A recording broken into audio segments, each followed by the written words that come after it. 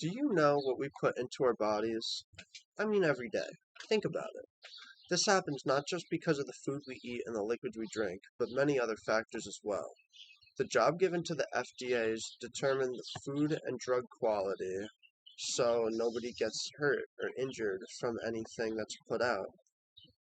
The FDA is slowly ruining America and the American dream as well.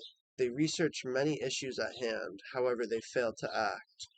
Recently, there have been poisonous metals found over the recommended limit in few applesauce pouch companies. Also, the price of insulin keeps rising dramatically, causing the consumer to suffer.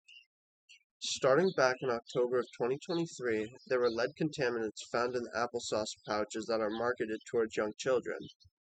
Will Fitzgibbon, senior reporter and global partnership coordinator for the examination, found that they had lead over 200 times the recommended amount, which led me to a harrowing realization. There's a recommendation towards lead in food, but no legal limit. This shocked me as lead has been removed from many things, like paint, but is still acceptable in the food we serve our children in our community. In an article posted on May 23rd, the CDC found that the effects of lead include, but are not limited to, damage to the brain and nervous system, slowed growth, and developmental learning and behavioral problems. This truly steals one's life from them, and for it to still be allowed and accepted is unthinkable. Using one's common sense, you would think that any amount of poisonous metal would damage your body. However, it seems that the FDA disagrees, as they found new recommendations for lead content within candy to be consumed by children. These found chemicals could seriously damage a child's life, and the FDA's start to the issue is a recommended maximum level of 100 parts per billion in candy that is likely to be consumed frequently by young children. Parts per billion are described as trace amounts of chemicals or contaminants. 1 ppb would be equivalent to 1 milliliter of contaminant per billion milliliters of water or another solvent. 100 ppb is not too concentrated, however, it is not all completely dispersed, and some packages may contain more of the contaminant. This puts consumers at risk every time they buy a package of candy. Imagine a necessity of yours can now cost close to $500. This is a reality for many Americans. Insulin and its related products have been on a steep price increase that leaves many Americans feeling unprotected and vulnerable. Private lines of insulin have increased their price to become almost unaffordable, especially in today's economy. This is extremely dangerous as this is necessary medication to stay alive.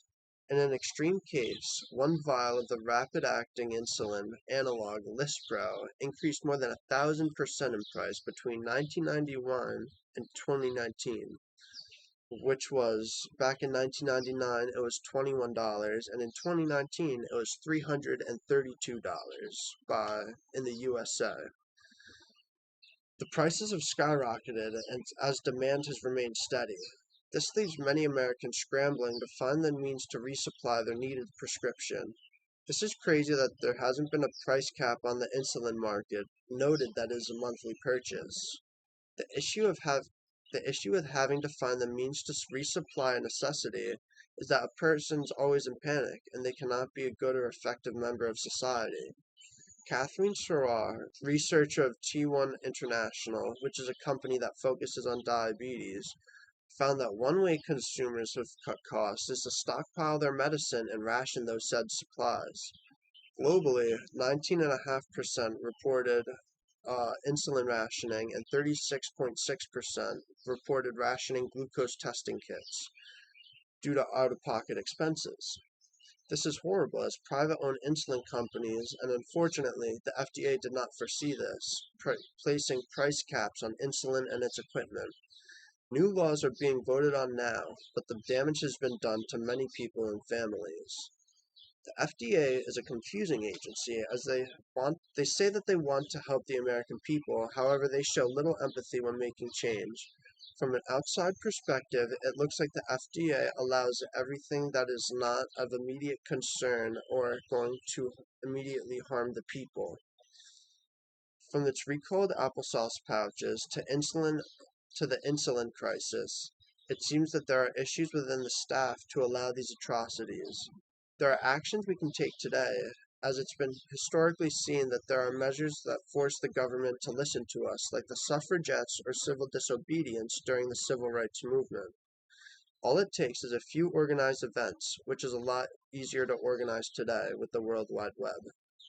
Thank you for listening to my speech, and I look forward to hear the feedback.